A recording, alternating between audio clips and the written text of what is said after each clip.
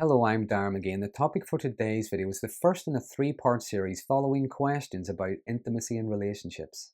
Questions include: why is sex and intimacy so important in a relationship? What are some of the common reasons behind why couples aren't or stop being intimate?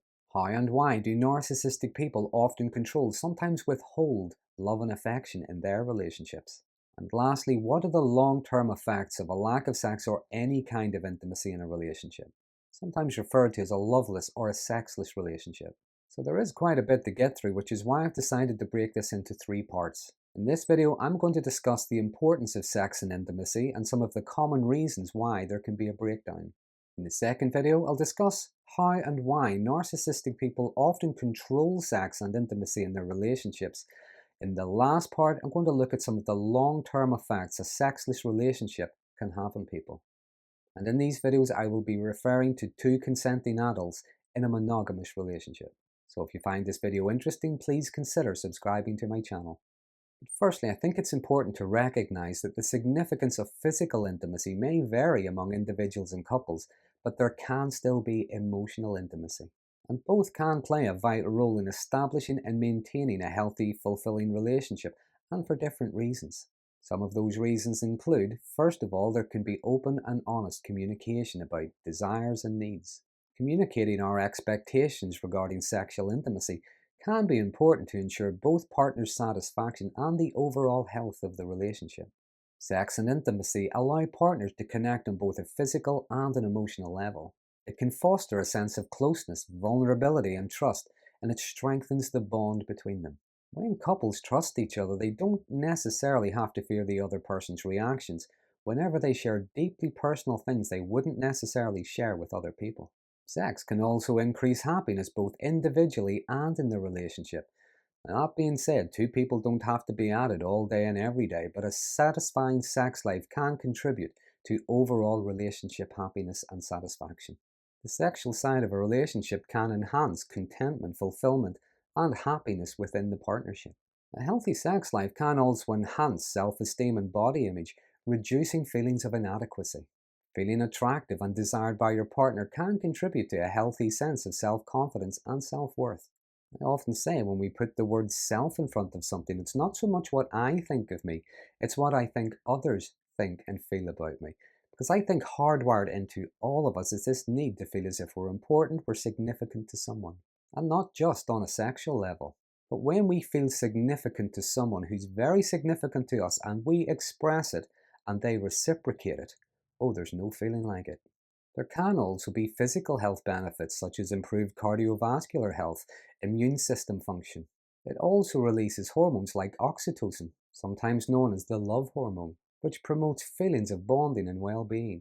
And although chronic stress may contribute to a lower frequency of sex, sex can actually be an effective way of managing stress. Sex reduces our stress response hormones such as cortisol and adrenaline, can also help you get a good night's sleep. Lastly, sexual intimacy can provide an avenue for exploration, experimentation, and personal growth with someone that you feel safe with. It allows people to understand their own desires, their preferences, their boundaries, and it fosters self-awareness and self-discovery. That being said, intimacy involves much more than just sex.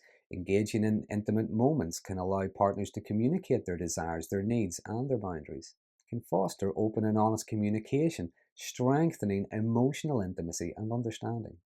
Couples can be intimate in many different ways. Sometimes it's maybe just cuddling on the sofa while they're watching the television.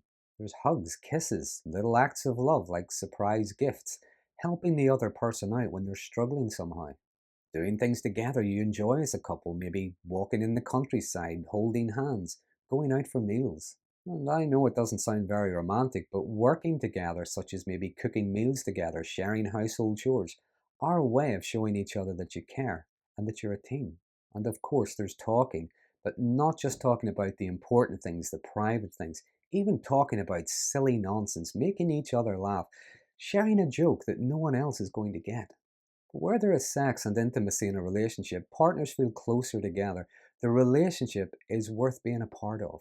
Both people can feel confident in themselves and attractive as well as attracted to each other. And sometimes disagreements can be that little bit easier solved because two people are listening to each other, they're working towards a resolution, and they trust each other. But to be fair, relationships can be quite complex and multifaceted. There can be many different things that contribute to its overall success and people's fulfillment. Also, different couples may place different levels of importance on physical intimacy. Perhaps it's not that big a deal to either of them. That doesn't necessarily mean there's anything wrong with the relationship. Sometimes two people agree they're not going to have sex now, even if it's just for a short period of time. But there is still emotional intimacy, there is still love, there is still trust. Sometimes one or maybe both parties have a sexual dysfunction of some kind. And although this can be difficult for both partners, maybe through open dialogue, seeking support from perhaps a psychosexual therapist, they can find ways to navigate this. Might even just do other things to please each other. But there can also be physical issues such as chronic illnesses, injuries, the side effects of medication, or hormonal imbalances. These things can affect a person's desire or ability to engage in sexual activities. But there isn't necessarily any kind of emotional disconnection as such. However, some marriages or long term relationships can experience periods or even prolonged phases of diminished sexual activity, leading to what's commonly referred to as a loveless or a sexless marriage or relationship. And if not addressed, it can lead to breakdowns in other forms of intimacy as well. When there are problems with both sex and intimacy in relationships, it can be for various reasons. And one of those reasons is a lack of communication. Poor communication can lead to misunderstandings, unmet expectations, a decrease in intimacy, including sexual intimacy. One of the reasons for the poor communication can be that sometimes we just find it difficult to ask for what we want or for what we need. And sex can be a difficult topic to bring up sometimes. Sometimes people can feel embarrassed to talk about it, so they keep putting it off. It's like I often say, there's never a good time for a difficult conversation. Sometimes maybe we just need to be honest with ourselves as to what makes it a difficult conversation. Sometimes maybe assume the other person isn't going to know unless you tell them. But there can also be underlying relationship problems. There could be issues such as unresolved conflicts, frequent arguments. There could be issues with trust. I think where there are issues with trust, people tend to be a bit more guarded and therefore less inclined to feel intimate. Or there may be external factors causing high levels of stress that affect a relationship, things such as demanding work schedules, financial pressures, or other life challenges. There could be changes in life circumstances such as having children, career changes, various shifts in priorities, and a decreased sexual frequency. These things can lead to a lack of intimacy and closeness. Another reason can be when one person just keeps making too many demands and ignoring the needs of the other partner. I think it's important that both parties feel secure and enjoy what it is they're doing.